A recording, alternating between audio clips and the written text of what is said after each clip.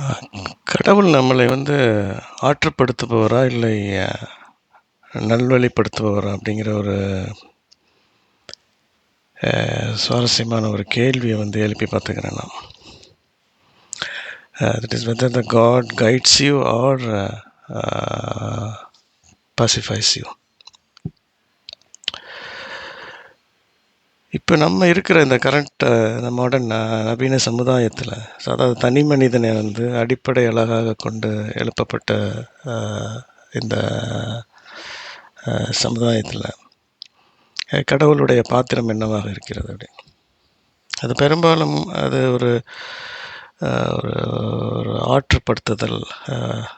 God only pacifies people in the modern world. அதாவது இந்த நவீன சமுதாயம் ங்கிறது தனி மனிதனை அடிப்படையாக கொண்டு கட்டமைக்கப்பட்ட ஒரு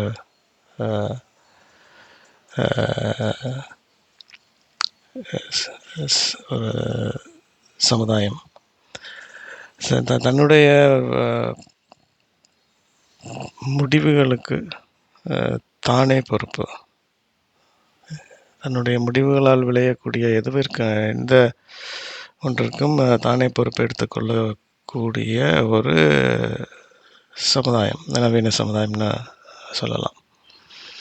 ஸோ இங்கே இந்த நவீன சமுதாயம் தரக்கூடிய இந்த அழுத்தங்கள், அந்த நவீன சமுதாய அமைப்பில் தங்களால் நவீன சமுதாய அமைப்பில் தங்களை பொருத்தி கொள்ள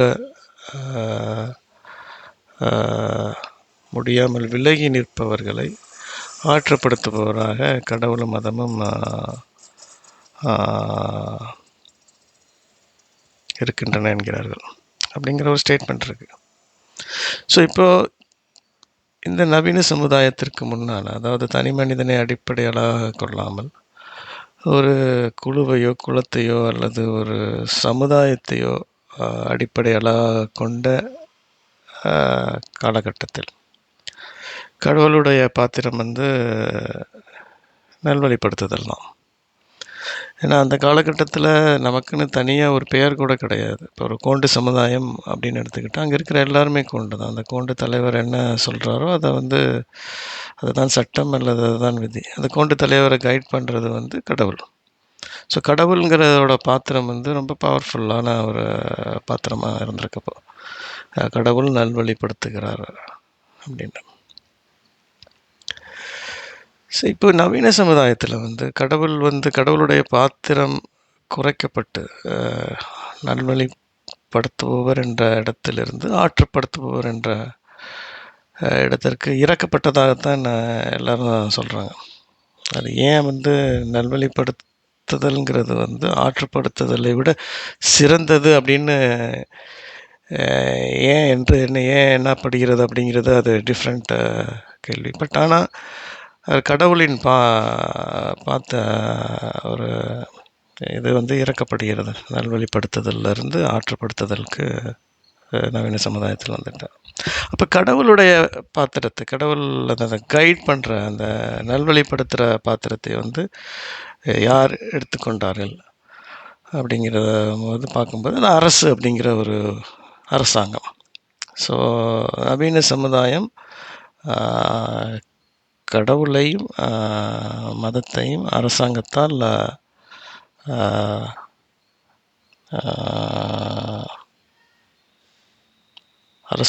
நிரப்பிக்கொண்டது அப்படின்னு சொல்ல முடியும். ஸோ இந்த அரசாங்கம் தன்னுடைய பாத்திரம் நவீன சமுதாயத்தில் மிக முக்கியமான ஒன்றாக கருதப்படுகிறது. அதை இந்த சமுதாயத்தினுடைய பரிணாம மாற்றங்களை ஆராய்ச்சி பண்ணின ஒரு ஜெர்மன் தத்துவவியலாளர் ஹெகல் உலகம் தன்னை அரசு உருவாக்கத்தின் மூலம் தன்னை கண்டு கொண்டது அப்படிங்கிறார். இந்த இந்த உலகத்திலோட பரிணாம வளர்ச்சிகளோட உச்சக்கட்டமாக வந்து அரசு அப்படிங்கிற ஒன்று உருவானதை வந்து அவர் சுட்டி காட்டுறார். கிட்டத்தட்ட it's a divine thing that human has invented அப்படிங்கிறார். ஸோ இந்த கடவுளுக்கு ஈக்குவலான ஒரு ஒரு ஒரு கண்டு ஒரு கண்டுபிடிப்பு அரசாங்கம் அப்படின்னு ஹெகல் சொல்கிறார். ஸோ இங்கே இந்த அரசாங்கத்தினுடைய வேலையை வந்து நல்வழிப்படுத்துதல் அப்படிங்கிற வந்தவொடனே அதுக்கு எதன் அடிப்படையில் நல்வழிப்படுத்தப்படுகிறது இந்த சமுதாயம் அரசாங்கத்தால் அப்படிங்கன்னு பார்க்கும்பொழுது சட்டங்கள். ஸோ தனி ஒரு சமூகமாக இருக்கும் பொழுது, ஒரு குழுவாக ஒரு குலமாக இருக்கும் பொழுது இருந்த சட்டங்கள்னு சொல்ல முடியாது, இருந்த ஒரு கைடிங் பிரின்சிபல்ஸ் வந்து ஒரு தனி மனிதனை அடிப்படையாக கொண்ட நவீன சமுதாயத்தில் ஈடுபடுவதில்லை. ஸோ என்னை அரசாங்கம் கடவுளாகவே இருந்தாலும் அந்த அரசாங்கத்தை தேர்வு செய்யும் உரிமை எனக்கு வேண்டும். என்னால் தேர்வு செய்யப்பட்ட ஒருத்தர் மட்டுமே என்னை நிர்வகிக்க முடியும், என்னை கட்டுப்படுத்த முடியும் அப்படிங்கிற ஒரு ஏறாக்குள்ள தான் நம்ம வந்து இந்த நவீன சமுதாயம் நுழையுது. ஸோ அது சுதந்திரம், அங்கேருந்து அந்த சுதந்திரம் ஜனநாயகம் அப்படின்லாம் வருது. இந்த சுதந்திரமும் ஜனநாயகமும் என்னை கட்டுப்படுத்தக்கூடிய அல்லது என்னை நல்வழிப்படுத்தக்கூடிய ஒருவரை நான் தேர்ந்தெடுக்கக்கூடிய உரிமை வேண்டும் என்று கோரி நிற்பது தான் சுதந்திரம் அப்படிங்கிறாங்க. ஸோ அதன் அடிப்படையில் தான் அரசாங்கங்கள் தேர்வு செய்யப்படுகின்றன. ஸோ இந்த தேர்வு செய்யப்பட்ட அரசாங்கங்கள் உருவாக்கும் சட்டங்கள் தான் வந்து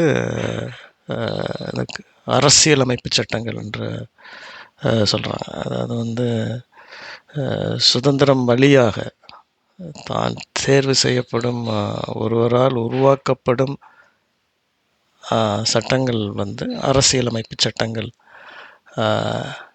என்று வரையறுக்கிறாங்க. ஸோ இந்த சட்டங்கள் தான் ஒரு சுதந்திர ஜனநாயகத்தின் ஒரு எரிபொருள் அப்படின்னு கூட நம்ம சொல்லலாம். அந்த சமுதாயம் முன்னகன்று செல்வதற்கு, சிக்கல் இல்லாமல் முன்னகன்று செல்வதற்கு வந்து இந்த அரசியலமைப்பு சட்டங்கள் மிக முக்கியமான பங்கு வகிக்கிறது. கிட்டத்தட்ட கடவுள் பழங்காலத்தில் கடவுள் பண்ண வேலையை வந்து இந்த கான்ஸ்டியூஷன் அல்லது இந்த அரசியலமைப்பு சட்டங்களில் பண்ணுதுங்கிறாங்க.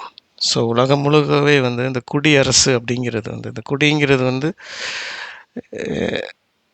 இப்போ ஒரு பழங்காலத்திலேருந்து எடுத்துக்கொள்ளப்பட்ட ஒரு பேர். நம்ம குடி ஒரு சமுதாயம் ஒரு கூட்டு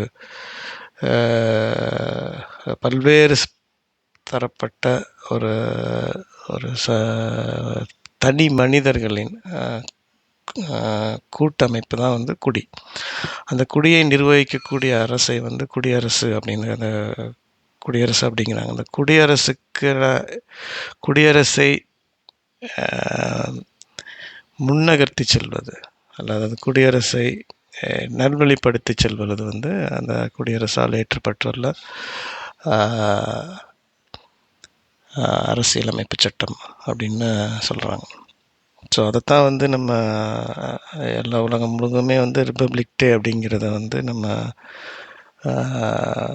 பெருசாக கொண்டாடுறாங்க. ஸோ சட்டம் வந்து பழங்காலத்திலோட கம்பேர் பண்ணனா, பழங்கால கடவுள் மதங்களோட கம்பேர் பண்ணனா, பழங்கால சமுதாயத்தில் கடவுளும் மதமும் செய்து கொண்டிருந்த பணியை சட்டம் இந்த காலத்தில் செய்கிறது அப்படின்னு சொல்லலாம்.